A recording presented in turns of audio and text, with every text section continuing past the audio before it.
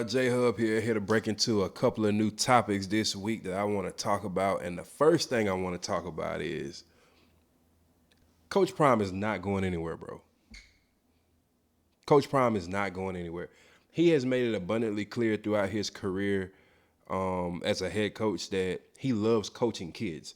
He loves coaching upcoming talent. He loves coaching, like guys that aren't quite in adulthood yet. He really thrives in bringing the best out of his players and player development. And he can do that a little bit better in college than he can in the pros.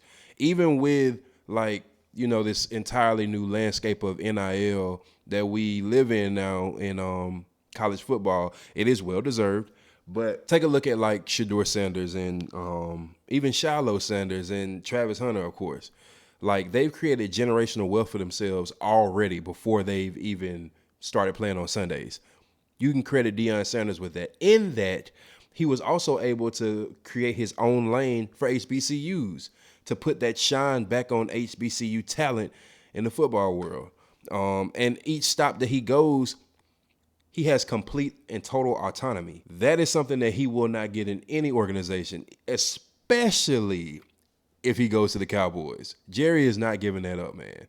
Jerry is not giving that up, man. And Jerry's mind is 1954. Just being real. Just being real, bro. Shut up and dribble. I'm just being real. So as storied as a franchise it is, Prime played there, it would be the ultimate storybook finish, man. And then to have his son come sit up under Dak for a while and then eventually take the reins, it's not going like that. Coach Prime is staying in Buffalo. They've given him everything. He's completely turned that program around. They were a 1-11. They had not won anything. No. Then they broke into a new conference and now immediate success. I mean, they had a building year, but that was still better than 1-11. I think they won 4 games. And Shedeur is Heisman. He should have been a Heisman finalist. He's gonna go. He's gonna be one of the top 5. He's gonna be one of the first 5 quarterbacks drafted. It's a success. And another nugget, Julian Lewis, he's got his next one coming in. Julian Lewis from Carrollton, Georgia. Coach Saban offered him in 8th grade. Coach Nick Saban Alabama offered him in 8th grade. And, of course, I'm a Bama fan. I was waiting for him. And he initially committed to USC with Lincoln Riley. And then Coach Prime said, hey, Shedeur's leaving. We need somebody. Come on. Who wouldn't? And then his son, Shedeur, took him up under his wing. I mean, it was set in stone that he was going. So, no, Coach Prime is not going. Plus, I don't think that Coach Prime would have as much fun. He would enjoy his job as much as he currently is if he left Colorado.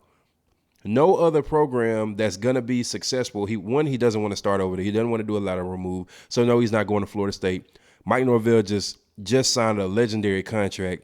Florida State's not getting off of Mike Norvell that quickly. And they wouldn't give Deion that much control. They wouldn't give Coach Prime that much control, man. So, stay where you are. Pasture's not green. The pasture's not greener where you going. The pasture's not greener in Tallahassee, Florida. Stay right there where it's cold at, man. You all good. And you got the entire culture behind you at Colorado. You got a good thing going. Coach Prime's not going anywhere. Second thing, in college, the transfer portal. For Bama in particular. So Bama's losing like Kobe Prentice, Kendrick Law, Caleb Odom, highly touted 5-star tight end converted to wide receiver. And it's because their receiver room is stacked. And Jalen Hale, who tore his ACL last year, is coming back. And he had a spot. And we got Rico Scott. We got some players behind him. And he could kind of see, it's a new day and age. People don't want to wait. These guys don't want to wait no more. They want to play like right now.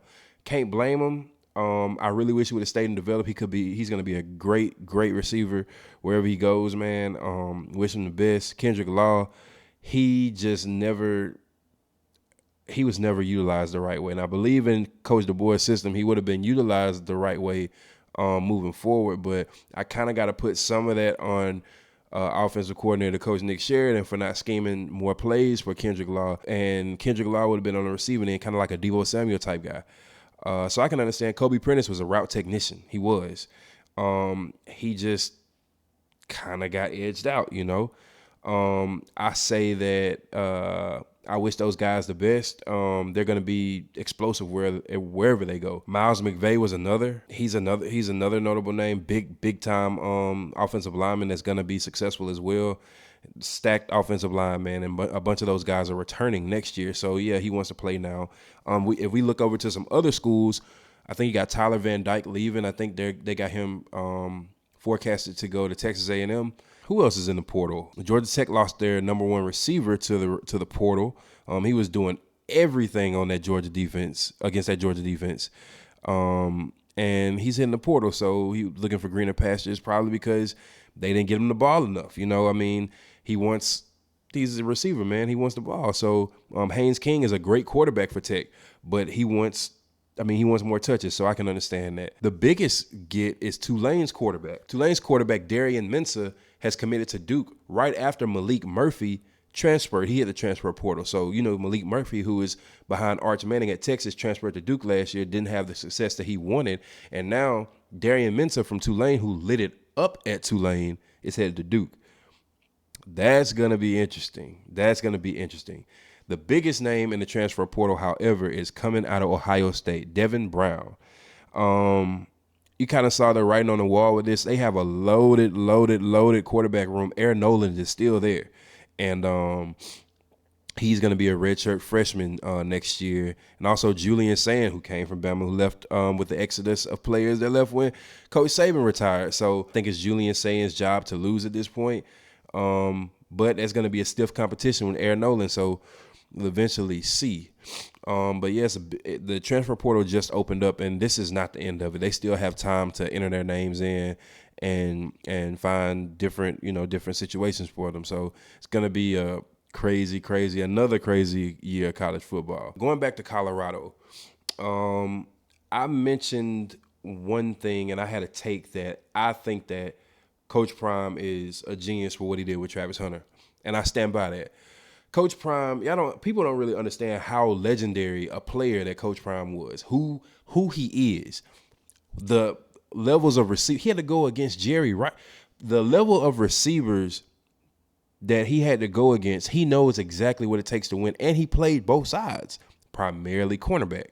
But Coach Prime, all the way from Jackson State to Colorado, allowing Travis Hunter to play DB and take as many snaps as he does on offense, has done nothing but help Travis Hunter. I mean, you got to understand, he could be successful either way. He could be successful as a wide receiver and no coverage tendencies as a DB, no phases as a DB, no man and zone techniques as a DB, and get behind any DB if he was a receiver. However, the greatest skill is at cornerback.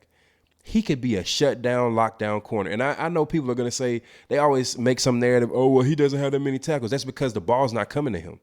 They're not looking to his side. They're not looking to throw to Travis Hunter. That is not a penalty because he doesn't have that many tackles. They don't want to go there. That is an island over there. All right? So can you imagine Travis Hunter in the league with skills, 4 years of skills as a wide receiver, but he's playing cornerback? Sauce Gardner didn't even play wide receiver, and he's a shutdown. Pat Surtain did not play wide receiver at Bama. He is a shutdown corner. So Travis Hunter set up for nothing but success. Coach Prime, tip your hat, man. You are a legit genius, dog. You are a dog. That is brilliant, and that is player development. He won't get that level of detail inside the NFL, so Coach Prime set it up for him going into the league. So whether he plays, I do think he'll get in some packages because he's that elite of a talent. But I think his primary position is going to be defensive back, as it should be. And he has excellent coverage skills. So Coach Prime, congratulations, man. Congratulations. And the relationships you have with your players, man, it's something to be admired, bro. Man, I would have loved to play for you, Coach. I would have loved to play for you, Coach. There's only like 2 or 3 coaches that I would have loved to play for. That's Coach Saban, that is Coach Prime, and that is Coach Mike Locksley. Real life. Wish the best for Travis Hunter. And I know that I just hope that whatever team that gets him uses him to his full ability. I hope he doesn't go to a terrible situation. Kind of like And this is not a knock against Rex Ryan or anything, but I remember when DeMarcus Milner, D. Milner, he played for Stanhope Elmore in Alabama. I played for McAdory. I didn't play him on the field, but I played against him in basketball. But bro was a dog on the court. He was playing DB on the court, and he could ball for real. He got drafted. He played with Bama. He was a shutdown corner. He was the number one cornerback in the country coming out. Got drafted by the Jets. Enough said. My dog career, man, it could have been so much more, but you know, it's situations like that that make you see and look and say, man, I really hope that these guys get drafted into the right situations, man. So I hope that for Travis Hunter. I think the right team's gonna get him. We will love him at Philly. I can tell you that. Travis Hunter's gonna be a dog. He's gonna be a legend. Shedeur Sanders is gonna be a legend too. So Coach Belichick is going to North Carolina. Hilarious. I wish I had some tea to drink right now, bro. Hilarious. Coach Bill Belichick is going to be the next head coach at North Carolina. That is real. So his protege, Coach Nick Saban, left this era of college football because of everything that is transpiring. It's a new day, new age, new things that you didn't have to worry about as a coach. It was just player development and getting the most out of your players and getting the chip. These days, these dudes are coming in with that bag, and they want that bag, right? So that's a new dynamic that, well, Coach Belichick has had to deal with players with contracts his entire career. Different personalities, people who would other like media personalities would classify as divas or whatever. He's had to deal with people like that his whole career. He's going to be uber successful at North Carolina. And he's, if not the greatest, one of the greatest coaches in the NFL's history. He's going to be great. And he's already said, he's put his pitch that it's going to be an NFL factory. So he's going to try to turn North Carolina into Alabama 2.0. Argue with your mama. That's what Alabama is. That's what Alabama has been. That's what Alabama's going to be. That's what Alabama is, and that's what he's trying to turn North Carolina into. And don't think that he hasn't talked to Coach Saban and been in contact with Coach Saban about the dynamics of college football on a deeper level now because he's stepping into it. I think that he's going to get the most out of his quarterbacks. I think he's going to get the most out of his skill players, especially his defense. He's going to get the most out of you. So, and he's going to prepare you for the next level. He's going to train you in a way that you'll be ready to play on Sunday. So, looking forward to seeing those. Man, I cannot wait. I wish they had like Hard Knocks for college, bro. I just want to see some of those recruiting visits with Bill Belichick on the couch with some of these recruits, NIL and NIL, and them talking about their contracts and things like that. As a 17-year-old kid, 16-year-old kid, I wish I was a fly on the wall, man. I swear. Coach Belichick's going to do great. Coach Belichick's going to do great things in North Carolina. So he's replacing Mac Brown. He's replacing a legendary coach, but you know. He's up, without a doubt, he's up for the task. So the last thing I want to talk about real quick, and this has been like a topic of discussion, and I don't know how much bourbon people have in the morning before they get in front of a camera. Joe Burrow is top 3, if not top 2, quarterbacks in the league this year. Have you seen his numbers? He's on pace to probably eclipse 5,000 yards this year. They just haven't equated the wins. That's not his fault.